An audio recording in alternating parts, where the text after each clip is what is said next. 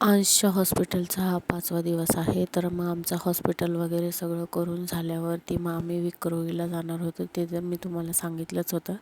मग मी विक्रोळीमध्ये पोचलो माझ्या नंदेच्या घरी आणि मग तिकडं गेल्यावरती आम्ही थोड्या वेळ बसलो, पाणी वगैरे पिलो, जेवण वगैरे केलं आणि मग माझ्या मावशीची मुलगी काय नॉनव्हेज खात नाही. मग तिच्यासाठी मग आम्ही बाहेर जे खायला गेलो.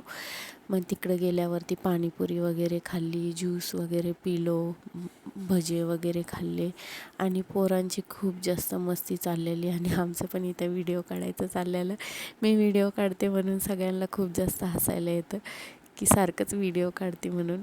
पण मी व्लॉगिंग करते म्हणून पण मला चिडवतात खूप जास्त. बरं असो, मग आमचं विक्रोळीमध्ये खूप जास्त एन्जॉय केला आम्ही आणि मग तिथून मग आम्ही निघालो, घरी गेलो.